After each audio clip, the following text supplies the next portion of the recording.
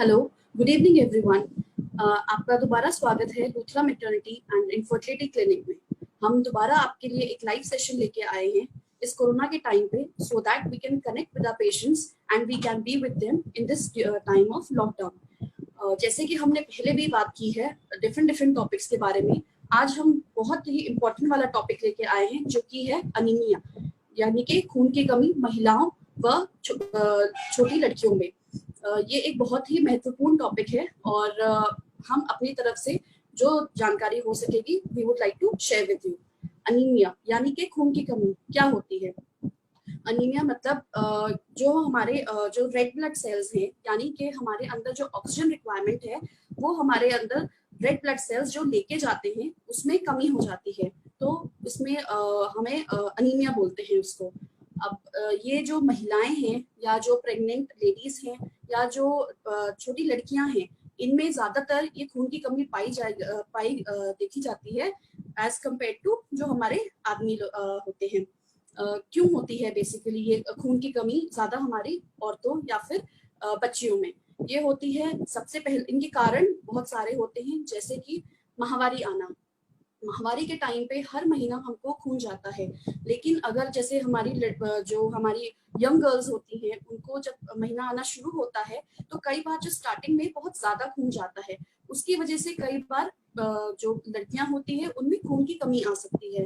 दूसरा कारण हो सकता है जैसे हमारी जो प्रेग्नेंट लेडीज होती हैं उनमें, क्योंकि हमारा जो खून का रिक्वायरमेंट है, जो हमारा रेड ब्लड सेल्स का जो लोड होता है, जो हमारा लोड है वो कम हो जाता है, तो इसके लिए पेशेंट्स में अनीमिया हो सकता है प्रेगनेंसी में और हमारी रिक्वायरमेंट भी बढ़ जाती है। तो इसके लिए हमें अपने डॉक्टर से विचार विमर्श करना चाहिए। फिर तीसरा कारण हो सकता है खान पान में कमी, जो कि सबसे बड़ा कारण है हमारे इंडिया जैसी डेवलपिंग कंट्री में, क्योंकि यहाँ पर ये एक डेवलपिंग कंट्री है। यहाँ पे हमें जो खान पान जो हम बच्चियों को देते हैं, जो प्रेग्नेंट लेडीज को देते हैं, वो पूरी तरह से उनके लिए पोषक नहीं है, तो इसलिए उनमें ज्यादातर हमारा अनीमिया देखा गया है। फिर चौथा कारण है अगर किसी को बहुत कई बार से हमें इन्फेक्शन हो, जैसे हमारा इंटेस्टाइन का इन्फेक्शन हो, यानी कि आंतों का इन्फेक्शन हो, जैसे हुकवर्म होता है, तो ये क्या करता है हमारी गट में वहां पे रहता है और वहां पे ब्लीडिंग कर सकता है, जिसकी वजह से पेशेंट को ब्लीडिंग हो सकता है और उसकी वजह से अनीमिया हो सकता है। फिर जैसे कि किसी को कोई पुरानी बीमारी हो, जैसे कोई किडनी डिसऑर्डर हो, किडनी डिसऑर्डर जैसे कैंसर हो पेशेंट को, तो उनमें भी पेशेंट में अनीमिया देखा गया है। या फिर जैसे हेरिडिटरी होता है, हेरिडिटरी यानी कि पेशेंट को जन्मजात ये बीमारी हो सकती है और उनके अंदर ये अपने माता पिता से आया गया हो, जैसे कि कई पेशेंट्स को थैलेसीमिया होता है, सिकल सेल डिजीज होता है, तो उसमें भी अनीमिया देखा गया है। फिर है कि जैसे कोई क्रॉनिक कंडीशंस है तो, और कोई फैमिली हिस्ट्री है, तो ये सब अनीमिया के कॉजेज हो गए। अब हम बात करेंगे पेशेंट को सिम्टम्स, यानी कि जो रिस्क फैक्टर्स और सिम्टम्स ये मिलते जुलते हैं एक टाइप से देखा जाए तो इसके बारे में हम डिस्कस करेंगे।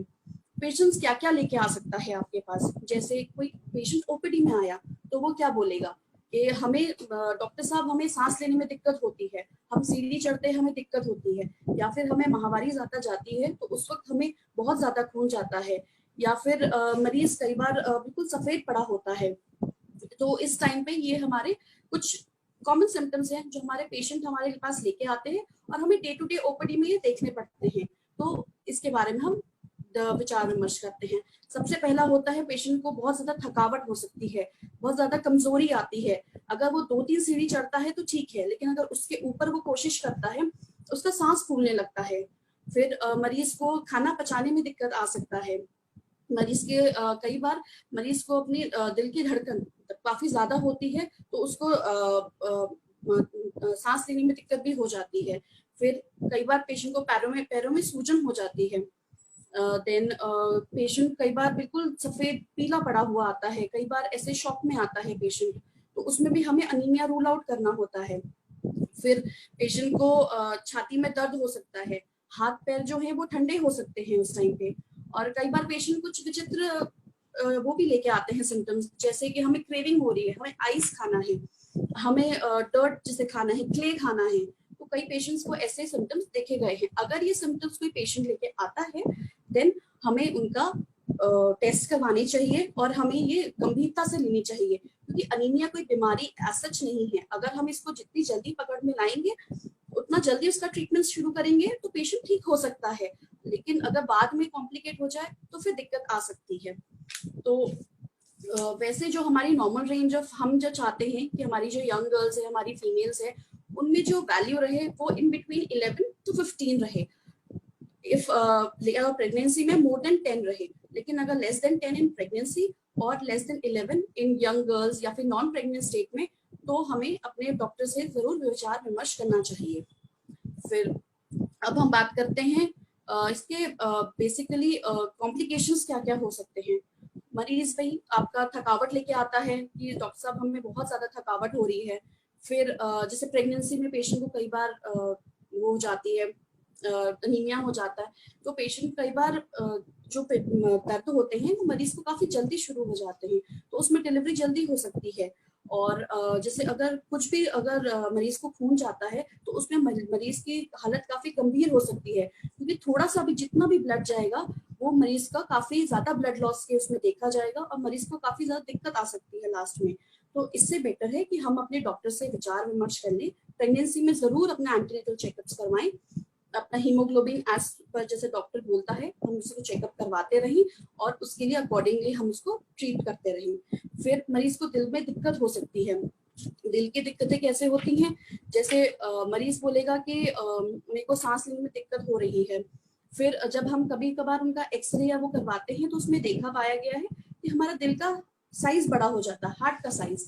अब क्या होता है कि इस टाइम पे जब दिल के ऊपर या हार्ट के ऊपर ऐसे लोड बढ़ता है तो जो हमारा हार्ट है उसको काफी मेहनत करना पड़ता है, उसको काफी ज्यादा पुश करना पड़ता है। तो कई बार पेशेंट को हार्ट फेलियर वगैरह भी हो सकता है और कई बार अनीमिया से डेथ भी हो जाती है।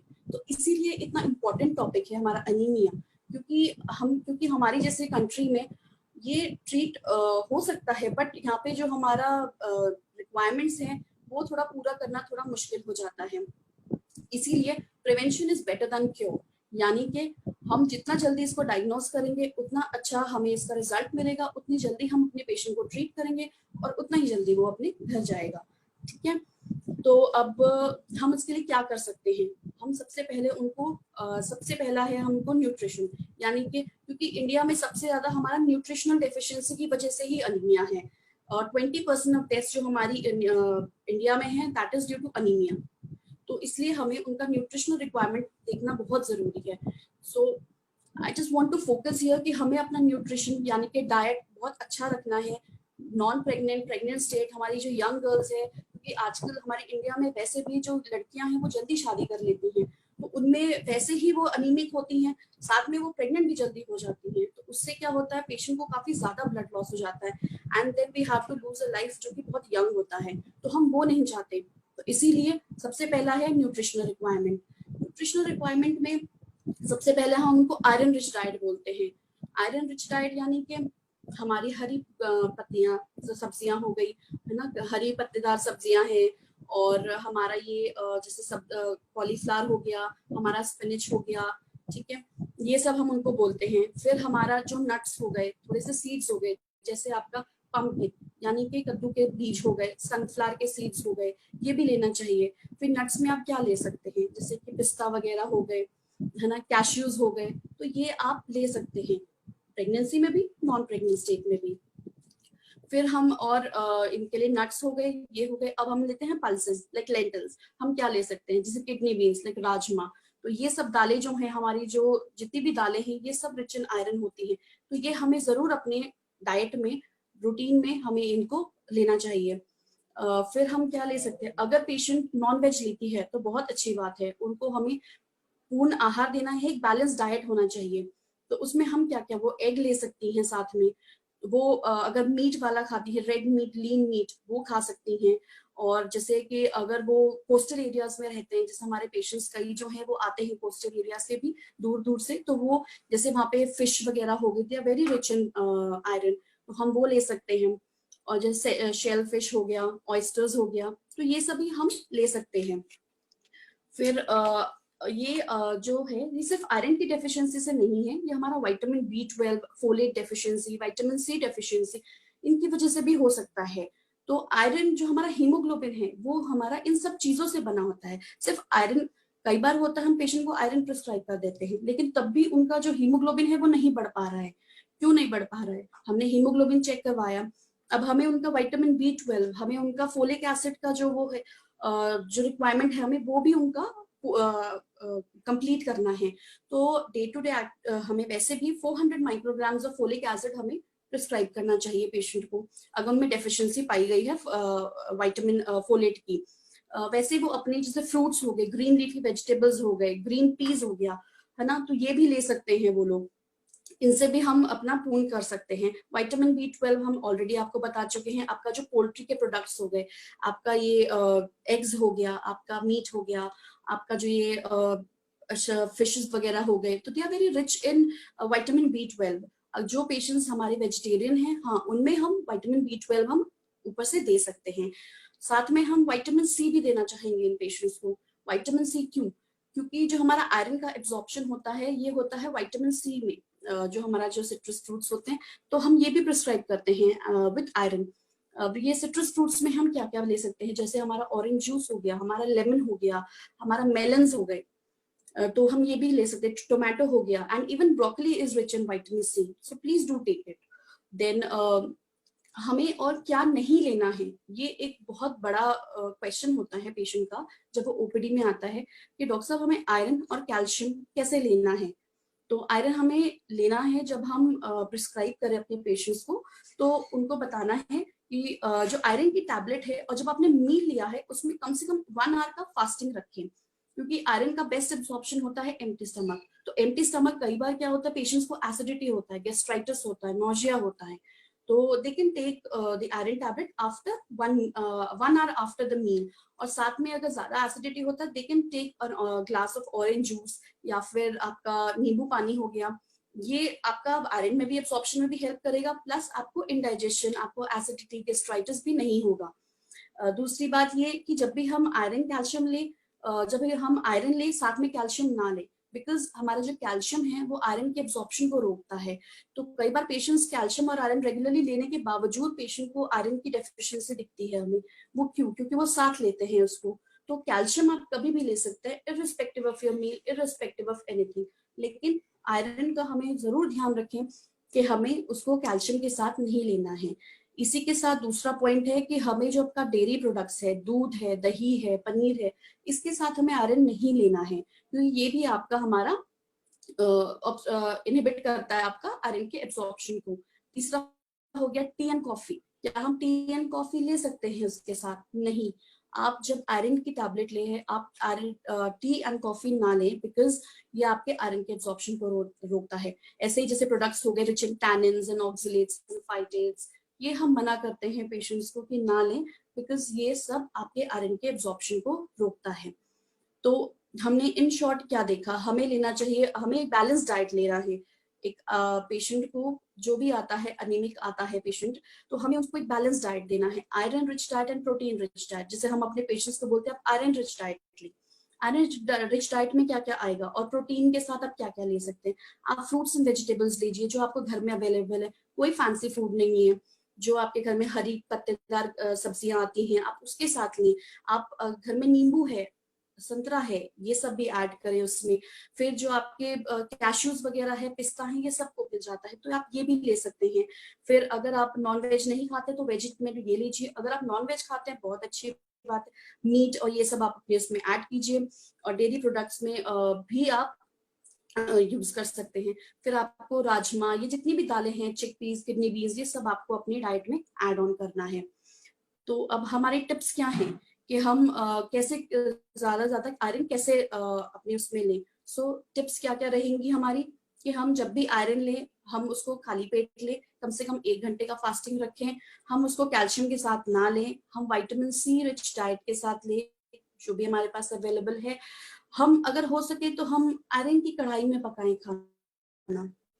आयरन की कढ़ाई में पकाने से खाना रिच इन, क्योंकि वो उसको एब्जॉर्ब कर लेता है, तो ज्यादा अच्छा हमको आयरन वो मिलता है। फिर और हो गया कि हमें कुकिंग जो है वो हमें फॉर शॉर्टर पीरियड रखना चाहिए। हम अगर उसको ज्यादा ओवर कुक कर देंगे तो जितने भी उसमें मिनरल्स है, विटामिन है, आपका आयरन है, वो सब कुछ डिस्ट्रॉय हो जाएगा। So do not over cook your food. उसको अच्छे से कुक करके अच्छे से खाइए, बट उसको ज्यादा पकाना नहीं है, क्योंकि उसमें जो उसकी जो न्यूट्रिएंट्स हैं, जो उसका न्यूट्रिशनल वैल्यू है, वो कम हो जाता है। तो इसीलिए हम बोलते हैं कि आप बैलेंस रिच डाइट लीजिए। अब हमारा जो पेशेंट आता है, जैसे हमारे पास ओपीडी में आता है कि डॉक्टर साहब हम 2 महीना हो गया है, हमको हमको अभी नोजिया वॉमिटिंग है, तो हम कब से अपना आयरन शुरू करें। तो उनको, जिनको नोजिया वॉमिटिंग रहता है, उनको एकदम से रेकमेंड नहीं करते कि आप आयरन लें। आप अभी फोलिक एसिड ले, अपना रिक्वायरमेंट पूरा करें, और अगर आप हो सके तो आयरन रिच डाइट ले। जब नोजिया वॉमिटिंग खत्म हो जाएगा या थोड़ा कम हो जाएगा, then will automatically start you with iron and calcium as required. फिर जैसे पेशेंट होता है, हमें उनकी डीवर्मिंग भी करनी चाहिए, क्योंकि कई बार क्या होता है कि पेशेंट को इन्फेक्शन, जैसे इंटेस्टाइनल इन्फेक्शन होता है, हुकवर्म इन्फेक्शन होते हैं, तो पेशेंट्स को इसलिए भी ब्लीडिंग हो जाता है कई बार, तो उनमें भी अनीमिया देखा गया है पेशेंट्स में।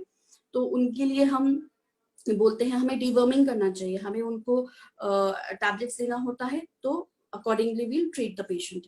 देन पेशेंट को कई बार कोई लाइक ब्लीडिंग पाइल्स होते हैं, तो उनकी वजह से भी अनीमिया हो जाता है। Then you have to see your surgeon. आप घर पे ट्रीट ना करें अपने आप को, अपने डॉक्टर को दिखाएं। फिर अगर हम रिपीटेडली प्रेग्नेंट हो रहे हैं, कई हमारे जैसे इंडियन सिनेरियो में हमारी जो पेशेंट्स हैं वो बहुत जल्दी जल्दी प्रेग्नेंट होती हैं, लाइक एक के बाद दूसरा बच्चा कर लेती हैं, पर हमें एटलीस्ट 2 इयर्स का गैप रखना चाहिए। 2 इयर्स का गैप क्यों? क्योंकि 2 इयर्स में हमारा जो जितना भी हमारा लॉस हुआ है during the previous child birth और ब्रेस्ट फीडिंग में, वो उसमें हमारा रिप्लेनिश हो जाएगा हमारा पूरा store, so that patient can bear that stress. क्योंकि प्रेगनेंसी में हमें हमारा ब्लड लॉस भी होगा, हमें बेबी भी कैरी करना है, तो उसके लिए हमारा स्टोर होना बहुत जरूरी है, हमारा अच्छा आयरन का स्टोर होना चाहिए। For that we require at least 2 years of time. So take care, do use a contraception in between, and जल्दी जल्दी प्रेग्नेंट ना हो। फिर साथ में हमें प्रोटीन्स भी लेना है। प्रोटीन्स जैसे हमारी दालें वगैरह हो गई, तो ये भी हमें रिप्लेनिश करते रहना चाहिए। जैसे कई बार पेशेंट्स हमारे शॉक में आते हैं कि बहुत ज्यादा खून जा रहा था, लेकिन वो अपने आप को घर में ट्रीट करते रहते हैं। फिर इसके लिए फिर हमें एकदम डॉक्टर को दिखाना पड़ता है। तो इससे बेटर ये है कि हम स्टार्टिंग से ही अपने डॉक्टर को दिखाएं, हम उनसे कंसल्ट करते रहें, और घर पे ओवर ट्रीट ना करें, क्योंकि this can even lead to death. So we do not want a patients to land in that situation. तो इसके लिए हम बोलेंगे कि आप अपने डॉक्टर को जरूर दिखाएं। Now here is a question which I am getting. This is Mrs. Smita. She is 2 months pregnant and her HB is 9.9. So what should be done? Uh, the question is that if right now she is only 2 months pregnant, है ना? And अगर उनको भी nausea vomiting जैसा रह रहा है, तो हम उनको बोलेंगे कि अभी आप थोड़ा रुक के अपना आयरन रिच डाइट लें, like what ever I have explained. तो बेटर है कि पहले वो अपना नोजिया वॉमिटिंग, अपना फोलिक एसिड का इंटेक अच्छा रखें, अपनी डाइट में जरूर ध्यान दें। अगर आपको आयरन रिच डाइट, आप ग्रीन लीफी वेजिटेबल्स ले, आपको नट्स ले, अगर आप नॉन वेज लेते हैं तो अगर आपको सूट करता है जरूर ले, तो वो आपको जरूर हेल्प करेगा। Okay Smita, then I have another question, how to increase from Rupali. Hi Rupali, she is asking how to increase iron intake in 7 weeks of pregnancy. See, the question remains the same, Rupali. The answer is actually the same. अभी आप 7 weeks हो, अभी आपको अपना folic acid जो आपको prescribe किया है वो आपको लेना है। अगर आपको नोजिया वॉमिटिंग नहीं है तो इट्स गुड, आप अपना iron rich diet with citrus fruits, like आप विटामिन सी रिच डाइट भी ले साथ में। तो अगर आप ग्रीन लीफी वेजिटेबल्स और इन सबको साथ में लेकर ये चलेंगे, your iron intake will definitely increase and your store will also increase. साथ में आप अपना कढ़ाई जो आपका बताया गया है, आप लोहे की कढ़ाई यूज करें, दैट इज रियली हेल्पफुल। तो वो आपको आगे जाके जरूर हेल्प करेगा, बिकॉज हमें आयरन स्टोर जो है हमें अपना जो सेकेंड हाफ ऑफ प्रेगनेंसी है उसमें बढ़ाना है। अभी इतना रिक्वायरमेंट नहीं है, हमें जब डिलीवरी के टाइम पे आएगा, ब्रेस्ट फीडिंग के टाइम पे आएगा, आपका रिक्वायरमेंट बढ़ जाएगा। So we want you to prepare for that time. तो इसलिए प्लीज अपना वो लेते रहें, अपना आयरन रिच डाइट पे जरूर ध्यान दें। Now here is again another patient, Sugandha Bhandari. Hi Sugandha. Now she's 7 weeks pregnant and her HbA1c checked out to be 5.9. Please tell me about it. Okay. The HbA1c of 5.9% is normal, Sugandha. So, but you have to restrict your you have to restrict to your carbohydrate diet. You have to avoid carbs like जैसे आलू हो गया, चीनी हो गया, चावल हो गया. तो हम नहीं चाहते कि आपका और बढ़े, क्योंकि आप बॉर्डर लाइन जैसा है, 5.9 है, तो हम नहीं चाहते कि आपका वेट भी ज्यादा बढ़े. So just look after yourself. थोड़ा सा कार्ब्स रिस्ट्रिक्ट करें, थोड़ा सा iron rich and protein rich diet लें. This will definitely help. थोड़ा सा वॉक करें. 40 to 45 minutes of walk is very helpful. आप जरूर वॉक करें. जैसे सुबह शाम आप वॉक कर सकते हैं, तो जरूर आपका ये कम हो जाएगा. अभी सिर्फ अपनी डाइट पे ध्यान दीजिए. अभी एज सच कोई मेडिसिन की जरूरत नहीं है. Hi Rupali, there's again a message from you. Please tell diet plan for anemic in pregnancy. Rupali, if you are anemic, then आपका हम थोड़ा सा आपका आयरन और हम आपको प्रिस्क्राइब करेंगे आयरन टैबलेट्स. आयरन टैबलेट्स में हम क्या यूजुअली हमारा एम रहता है कि हम आपको फेरस सल्फेट वाला टैबलेट दे. तो आप जरूर देखें कि डॉक्टर ने जो प्रिस्क्राइब किया है दैट इज रिच इन जो आपका है वो फेरस सल्फेट वाला आपका कंपाउंड हो. प्लस आपके साथ जो डाइट है, डाइट का साथ में आपको बहुत ध्यान देना है. वही जो अभी बताया है, आपको आयरन रिच डाइट में हरी सब्जियां लेनी है, पत्तेदार सब्जियां लेनी है जो अवेलेबल है. गोभी वगैरह लीजिए, मटर लीजिए. फिर आपकी दालें जो हो गई हैं, है ना, राजमा हो गई, चने हो गए, जितनी भी दालें हैं सब लीजिए. They are very rich in iron. They also rich in protein also, so do take them. फिर आपका जो आप ये विटामिन सी है, ये आप जरूर ले अपनी डाइट के साथ, because it will definitely help and will increase. लेकिन जो हमारा इमीडिएट इफेक्ट नहीं दिखेगा हमें जब हम ये आयरन वाली चीजें लेते हैं या आयरन लेते हैं, ये एकदम आपका हीमोग्लोबिन नहीं बढ़ाएगा. तो आपको एटलीस्ट वो 3 वीक्स का टाइम चाहिए ये बढ़ाने के लिए. तो ये 3 वीक्स अगर आप ये करोगे और अगर आप दोबारा अपना हीमोग्लोबिन देखोगे, अगर वो बढ़ता है, वेरी गुड. मतलब you have followed the diet, you have followed the doctors advice. So do follow this. Then there is another patient, Neha Rajat Dixit. Hi Neha. I made my HB checked in 19 week and it was 10.3. I'm taking Pregnacare alternative. Right. Pregnacare is rich in, it contains iron and folic acid both, because we want our patient to take both iron and folic acid, because it contains the requirement is elemental iron of 60 milligrams. So that is sufficient in our Pregnacare. So you can take that tablet.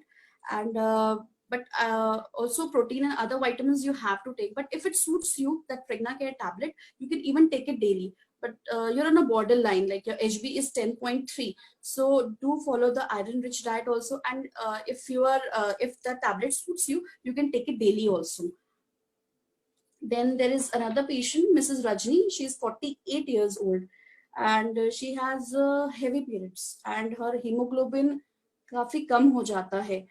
So for Rajni, I would recommend that you should see a doctor, because it will not be feasible to tell you on live consultation that I cannot prescribe you, right?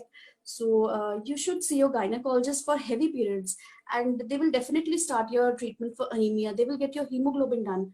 So it's better you see your gynecologist and consult them. Okay, thank you. Rupali Sharma, yes, I'm taking Orofer tablet Lemsi. Is iron infusion should be taken? My HB is also low. It's 6.8. Yes, but first you follow with the diet. If you're taking the Orofer daily, and if you're taking the iron-rich diet with vitamin C, we would like to take at least this course for at least 3 weeks. If you are not at about to deliver, like if you are not at 36 weeks, so we would like to wait. We want to work up. We'll work you up. You can come to the clinic. We'll work up, and then we'll decide if you require iron infusion or not. But if your hemoglobin is not increasing and still after taking the tablets, and if you're following everything what your doctor has prescribed, then we would like to give you iron infusion. That will be decided accordingly and according to your test reports also. Okay, thank you. Then there is another patient, Miss Anushka. She is unmarried. She is 21 years old and a hosteler. Her HB is 10.2 and she asks that her periods are heavy. So I would like to ask her that if she's seeing a physician or not, because if she's having at 21 years of age, if she's having heavy periods, first she should consult a gynecologist. They would like to investigate her thoroughly, like why she's having 10.2. It is on a lower side, right? So they would like to deworm her. We can give you an deworming course.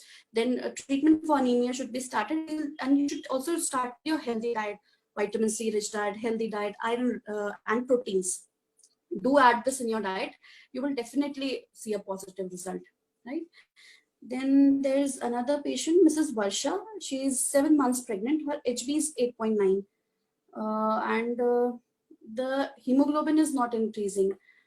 So we would like to Varsha, I would like to actually investigate you thoroughly, Hannah. We would like to get your thalassemia screen also, like if you're thalamic or not, if there's any family history of thalassemia in your family. If not, then accordingly we'll decide. But do take an albendazole, that is a deworming tablet, and iron, vitamin C, if with folic acid, and if vitamin B12, if not added to your diet or not prescribed to you, do take it, Hannah. Then take poultry. If you are taking, if you're a vegetarian, then we can add vitamin to your B12 tablets also, and do take a protein powder also. This will definitely help. But first we'd like to investigate you, and accordingly we'll decide what to do. Okay, so there is another patient, Mrs. Suchi. She is 4 months pregnant. Her HB is 11.4, and last pregnancy में उनको blood चढ़ाना पड़ा था because of anaemia. अब इस बार भी क्या चढ़ाना पड़ेगा, right? But hi Suchi. So she's 11, she's 4 months right now, and her hemoglobin is absolutely fine. It's 11.4. More than 11 is very good. You're maintaining your diet. Just concentrate on the tablets prescribed by your doctor. Just continue with the iron rich diet. And जरूरी नहीं है कि इस बार भी आपको iron चढ़ाना पड़े. वो डिपेंड करेगा आपके कंडीशन पे. तो आपका डॉक्टर आपको जरूर बार बार आपका टेस्ट करवाएगा, वो जरूर आप पे ध्यान देगा. तो इस अकॉर्डिंगली वो आपका डिसाइड कर लेगा. बट एज सच अभी ब्लड चढ़ाने की जरूरत नहीं पड़ेगी, वो डिसाइड हो जाएगा. Then I think we are finished with the questions. So अब हमारा जो रेंज है हीमोग्लोबिन का, वो हमें क्या रखना चाहिए, है ना? Let's continue with this talk. So haemoglobin, अब हमारा हीमोग्लोबिन जो है वो बेसिकली जो हमारा रेड ब्लड सेल्स में हीमोग्लोबिन है, वो आपका ऑक्सीजन लेके जाता है डिफरेंट डिफरेंट आपके ऑर्गन्स में, आपको एनर्जी प्रोवाइड करता है ताकि आपको थकावट ना हो, आप अपना काम कर पाए. तो हमारी रिक्वायरमेंट क्या है, हम उसे कितना ऊपर रखना चाहिए? जैसे कि मैंने पहले भी बताया, अगर आप नॉन प्रेग्नेंट है हमें मोर देन 11 चाहिए, क्योंकि ये फीमेल्स में बहुत ज्यादा कमजोरी देखी गई है. और अगर आप प्रेग्नेंट है हमें मोर देन 10 रखना है. बट अगर लेस देन 10 है तो हम उसको इन्वेस्टिगेट जरूर करेंगे. हम आपको क्लिनिक बुलाएंगे, हम आपका पूरा आयरन प्रोफाइल करवाएंगे, और अकॉर्डिंगली उसके हिसाब से हम आपको मेडिसिन प्रिस्क्राइब करेंगे.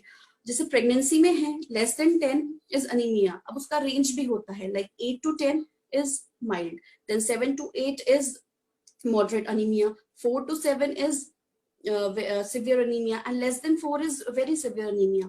हम नहीं चाहते कि आप लेस देन 4 या लेस देन 5 जाएं, क्योंकि इसमें ब्लड चढ़ाने की जरूरत पड़ जाती है कई बार. तो पेशेंट्स गेट प्रोन, कई बार पेशेंट्स को ब्लड चढ़ाने की वजह से भी काफी इन्फेक्शंस या फिर काफी डिजीजेस हो सकती हैं. तो वो ना हो, इसलिए आप अपना हेल्थ चेकअप जरूर करवाएं, टाइम टू टाइम भी करवाते रहें, और अपना ध्यान जरूर रखें. फिर जैसे पेशेंट्स आते हैं हमारे पास ओपीडी में कई बार कि हमें डॉक्टर साहब बहुत टाइम से ब्लीडिंग हो रहा है, हमने आयुर्वेदिक ट्रीटमेंट करवाया और हमारा हीमोग्लोबिन उस वक्त बढ़ गया था, लेकिन अब हमारा 2-3 महीना ठीक रहा, लेकिन अब हमें दोबारा से ब्लीडिंग होने लग गया है. तो अब हम क्या करें? तो सबसे पहले तो हम आपको पूरा हेल्थ चेकअप करेंगे, हम आपका अनीमिया देखेंगे कितना है, हम आपका जो आपका लोकल कॉज है, कोई लोकली आपको कोई प्रॉब्लम तो नहीं है, क्योंकि आपको ब्लीडिंग बहुत ज्यादा हो रही है, महामारी ज्यादा है. तो हम पहले हम लोकली चेक करेंगे, आपका इंटरनल चेकअप भी करेंगे, एक अल्ट्रासाउंड भी करके देख सकते हैं. लेकिन इसके लिए हमें अपने अनीमिया को निग्लेक्ट नहीं करना है. अगर डिजीज है तो हम उसको भी ट्रीट करेंगे, लेकिन अनीमिया पहले ट्रीट होना चाहिए. इसको हम लाइटली नहीं ले सकते, क्योंकि हमारे इंडियन सिनारियो में हम औरतों को बहुत लाइटली लेते हैं, and they rather they land into very severe complications हो जाते हैं बाद में, और कई बार डेथ्स भी हो जाती है। इंडिया में बहुत ज्यादा इंसिडेंस है हमारा अनीमिया, डेथ, न्यूट्रिशन डेफिशिएंसी की वजह से। तो ये हमें नहीं चाहिए अपने पेशेंट्स के लिए भी। एवरीवन इज एजुकेटेड, तो अपना ध्यान जरूर रखें। फिर एक और पेशेंट का क्वेश्चन है, मिसेस चांदनी। उनका हीमोग्लोबिन 6.8 है और वो आयरन नहीं ले पा रही हैं, बट अब उनकी सांस फूलने लगी है, अब वो क्या करें? अगर उनका हीमोग्लोबिन 6.8 है, और जैसे कई पेशेंट्स आते हैं हमारे भी कि हम आयरन नहीं ले पा रहे हैं, तो अब वो क्या करें? तो अपने गायनेकोलॉजिस्ट को जरूर मिले, अपने डॉक्टर को जरूर मिले। और अगर आप ओरली नहीं ले पा रहे हैं, जिससे कई बार पेशेंट्स को होता है इंडाइजेशन हो जाता है, एसिडिटी हो जाता है, वॉमिटिंग हो जाता है, तो हम उनको बोलेंगे कि आप आयरन की इंजेक्शंस लगाएं, क्योंकि हम आपको तैयार कर रहे हैं बाद के लिए।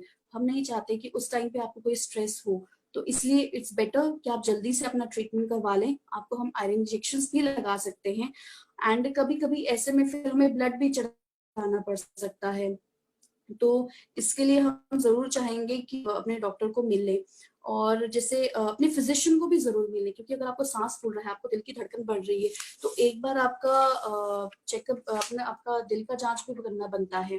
तो इसके लिए हम जरूर बोलेंगे कि आप अपने डॉक्टर से मिले। अब I think we don't have another question, so what could be the symptoms, जैसे हम सिम्टोमेटोलॉजी पे बात कर रहे थे। जैसे पेशेंट कई बार 2-3 सीढ़ियां चढ़ के बोलता है कि डॉक्टर साहब हमें थकावट होने लगी है, हमें भूख नहीं लग रही है। अब इनके कारण और भी हो सकते हैं, जरूरी नहीं कि अनीमिया हो। हमें दिल की धड़कन बढ़ रही है, हमें सांस फूल रहा है, हमें डिफरेंट डिफरेंट कॉजेज हमें रूल आउट करने होते हैं। कई बार हो सकता है पेशेंट को हार्ट डिजीज भी हो, होता है पेशेंट में। कई बार हो सकता है अनीमिया भी हो। तो ये हमें ये बहुत इसमें हमें काफी सारी इन्वेस्टिगेशंस करानी पड़ती हैं। तो हम चाहते हैं कि इसमें आप अपने डॉक्टर को जरूर कंसल्ट करें। कई बार अचानक से पेशेंट आते हैं, हमें चेस्ट पेन हो रहा है, हमें अपनी धड़कन सुनाई दे रही है, इरेगुलर हार्ट बीट जैसा, जैसे धक धक हो रहा है। तो इसके लिए भी हम चाहेंगे कि आप अपने डॉक्टर से जरूर मिलें, घर पे अपने आप को ना ट्रीट करते रहें, और फिजिशियन, गायनेकोलॉजिस्ट, इन सबको जरूर मिले और अपना ट्रीटमेंट करवाएं। I think we don't have another question. We have one. So here's Mrs. Shweta. She says कि मेरे को मैंने वो दवाई जो आपने प्रिस्क्राइब किया था आयरन, वो लिया था, बट वो मुझको सूट नहीं कर रहा है। So what she should do?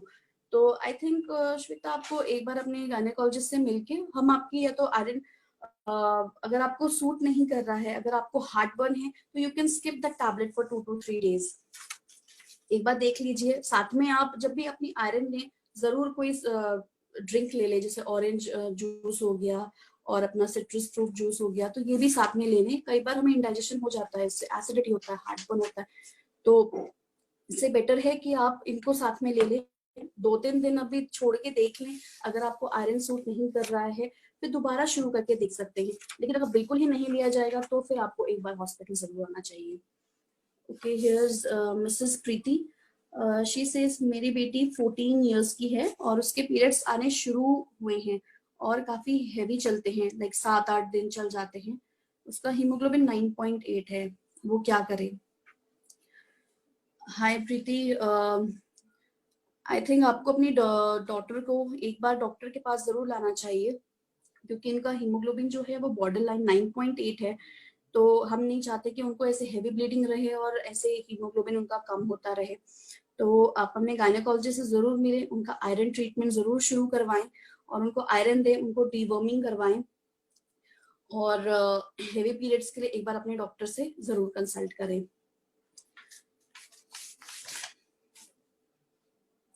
Okay, now we have talked about the management only regarding the diet, because हमारे जो न्यूट्रिशनल डेफिशिएंसी है हमारे इंडिया में, मोस्टली हमारा न्यूट्रिशन की डेफिशिएंसी से हमारा आयरन वो होता है अनीमिया।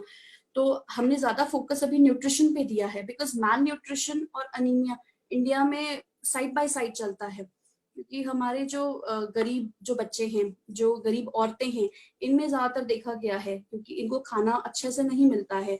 अब हमने बात तो कर दी आयरन रिच डाइट की, और आप ये लीजिए, आप सिट्रस फ्रूट्स लीजिए, बट जो हमारी गरीब जनता है उनको ये नहीं मिल पाता है।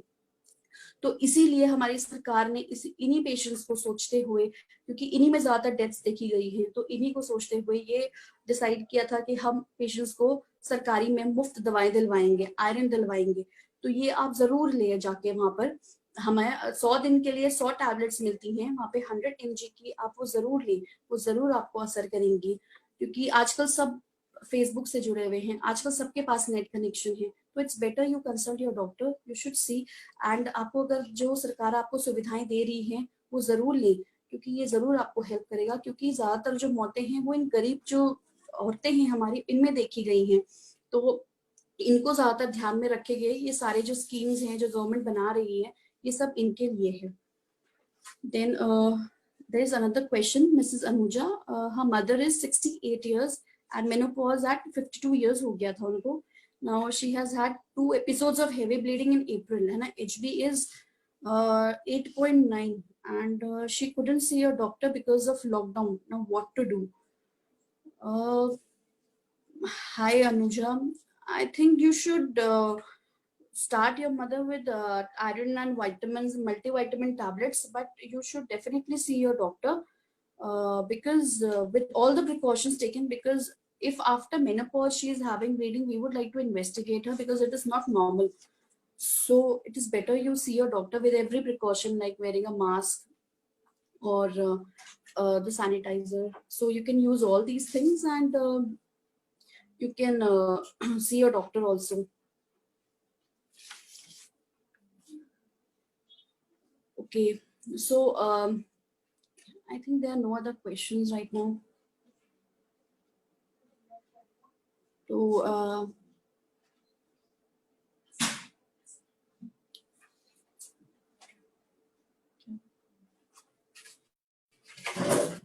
so now if you have any questions, you can send it to us.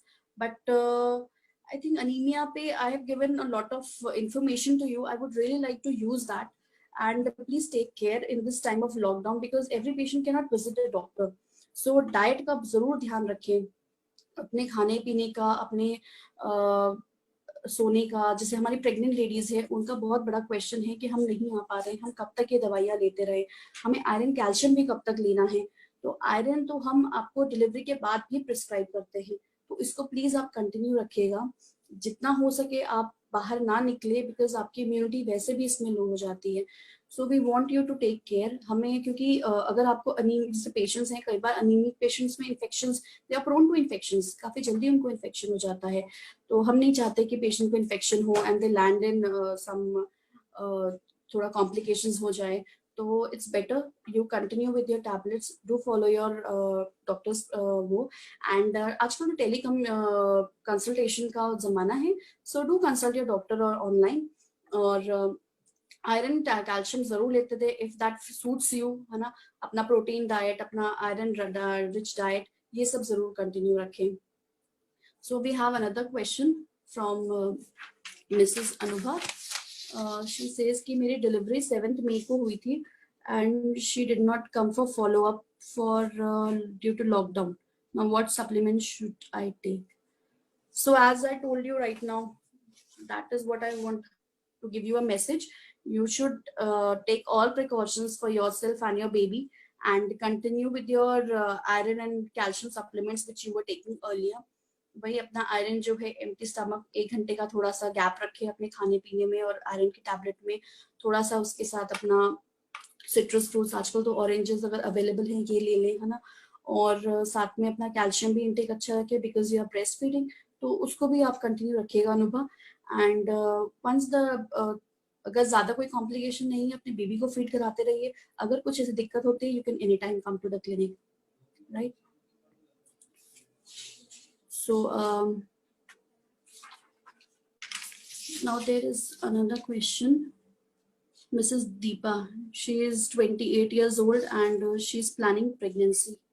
Now her all hemoglobin is always low. Recent was 10.8. what to do. Okay, hi Deepa. Now, if you're planning pregnancy and if your hemoglobin is 10.8, it is on a borderline, right? So it's better we investigate you thoroughly. We can, if you're planning pregnancy, we can start with the supplements and like folic acid. We would like to add that. तो आप ये जरूर लेना शुरू कर दें. और साथ में हम आपका जो थोड़ा सा आपका हीमोग्लोबिन जो आपका प्रोफाइल है, जो आपका आयरन डिसीज वाला प्रोफाइल है, वो करवा सकते हैं हम आपका. एक बार हम थैलेसीमिया स्क्रीनिंग भी करवा सकते हैं क्योंकि आपका HB 10.8 है तो लोअर साइड और आपका बढ़ नहीं रहा है, तो एक बार वो जरूर करवाएंगे हम. तो एक बार आप क्लिनिक जरूर आ जाए. और अगर आप नहीं आ पा रहे तो फोलिक एसिड तो जरूर शुरू कर दें. और जो डाइट आज तक आपको बोला है वो जरूर लेते रहें. Okay, thank you. Now so the take home message is the same. आप जितना जल्दी अपना ध्यान रखेंगे, जितना जल्दी हम आपका अनीमिया डिटेक्ट कर पाएंगे, because anaemia is as such is not a disease. So anaemia अपने आप में कोई अंडरलाइन कॉज होगा तभी आपको अनीमिया होगा. तो इसको एज सच एज अ बीमारी ना ले, इसको हम प्रिवेंट कर सकते हैं.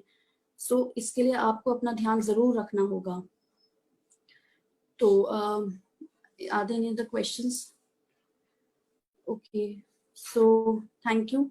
And do take care of your anemia, take care of your corona. Okay, have a good day.